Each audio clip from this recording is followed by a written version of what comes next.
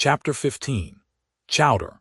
It was quite late in the evening when the little moss came snugly to anchor, and Queequeg and I went ashore, so we could attend to no business that day, at least none but a supper and a bed.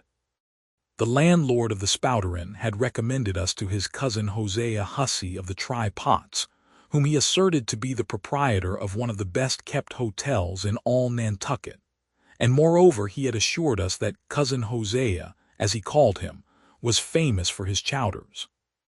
In short, he plainly hinted that we could not possibly do better than try potluck at the Try-Pots, but the directions he had given us about keeping a yellow warehouse on our starboard hand till we opened a white church to the larboard, and then keeping that on the larboard hand till we made a corner 3 points to the starboard, and that done, then ask the first man we met where the place was. These crooked directions of his very much puzzled us at first, especially as, at the outset, Queequeg insisted that the yellow warehouse, our first point of departure, must be left on the larboard hand, whereas I had understood Peter Coffin to say it was on the starboard. However, by dint of beating about a little in the dark, and now and then knocking up a peaceable inhabitant to inquire the way, we at last came to something which there was no mistaking. 2 enormous wooden pots painted black, and suspended by asses' ears, swung from the cross-trees of an old topmast, planted in front of an old doorway. The horns of the cross-trees were sawed off on the other side, so that this old topmast looked not a little like a gallows. Perhaps I was over-sensitive to such impressions at the time, but I could not help staring at this gallows with a vague misgiving. A sort of crick was in my neck as I gazed up to the 2 remaining horns. Yes, 2 of them, one for Queequeg and one for me. It's ominous, thinks I, a coffin my innkeeper upon landing in my first whaling port, tombstones staring at me in the whaleman's chapel, and here a gallows. And a pair of prodigious black pots, too. Are these last throwing out oblique hints touching Tophet? I was called from these reflections by the sight of a freckled woman with yellow hair and a yellow gown, standing in the porch of the inn, under a dull red lamp swinging there, that looked much like an injured eye, and carrying on a brisk scolding with a man in a purple woolen shirt. "Get along with ye," said she to the man, "or I'll be combing." "Come on, Queequeg," said I, "all right, there's Mrs. Hussey." And so it turned out, Mr. Hosea Hussey being from home, but leaving Mrs. Hussey entirely competent to attend to all his affairs. Upon making known our desires for a supper and a bed, Mrs. Hussey, postponing further scolding for the present, ushered us into a little room, and seating us at a table spread with the relics of a recently concluded repast, turned round to us and said, "Clam or cod?" "What's that about cods, ma'am?" said I with much politeness. "Clam or cod," she repeated. "A clam for supper, a cold clam, is that what you mean, Mrs. Hussey?" says I. "But that's a rather cold and clammy reception in the winter time, ain't it, Mrs. Hussey?" But being in a great hurry to resume scolding the man in the purple shirt, who was waiting for it in the entry, and seeming to hear nothing but the word "clam," Mrs.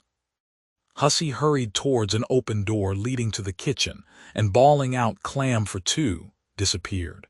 "Queequeg," said I, "do you think that we can make out a supper for us both on 1 clam?" However, a warm, savory steam from the kitchen served to belie the apparently cheerless prospect before us. But when that smoking chowder came in, the mystery was delightfully explained. Oh, sweet friends, hearken to me. It was made of small, juicy clams, scarcely bigger than hazel nuts, mixed with pounded ship biscuit and salted pork cut up into little flakes. The whole enriched with butter, and plentifully seasoned with pepper and salt. Our appetites being sharpened by the frosty voyage, and in particular, Queequeg seeing his favorite fishing food before him, and the chowder being surpassingly excellent, we dispatched it with great expedition. When leaning back a moment and bethinking me of Mrs. Hussey's clam and cod announcement, I thought I would try a little experiment. Stepping to the kitchen door, I uttered the word cod with great emphasis, and resumed my seat. In a few moments the savory steam came forth again, but with a different flavor, and in good time a fine cod chowder was placed before us. We resumed business, and while plying our spoons in the bowl, thinks I to myself, I wonder now if this here has any effect on the head. What's that stultifying saying about chowder-headed people? But look, Queequeg, ain't that a live eel in your bowl? Where's your harpoon? Fishiest of all fishy places was the try-pots, which well deserved its name. For the pots there were always boiling chowders, chowder for breakfast and chowder for dinner and chowder for supper, till you began to look for fish bones coming through your clothes. The area before the house was paved with clamshells. Mrs. Hussey wore a polished necklace of codfish vertebra, and Hosea Hussey had his account books bound in superior old sharkskin.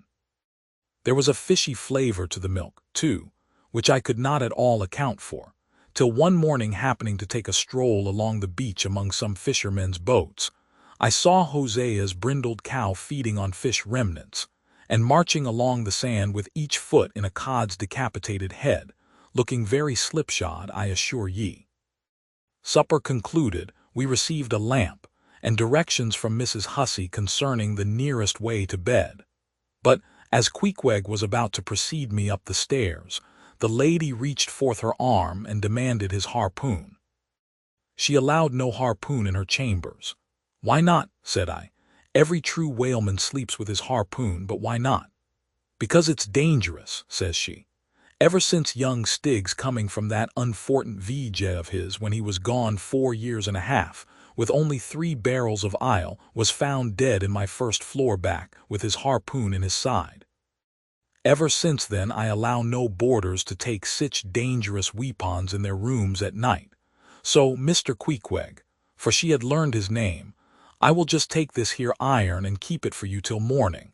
But the chowder. Clam or cod tomorrow for breakfast, men? Both, says I, and let's have a couple of smoked herring by way of variety.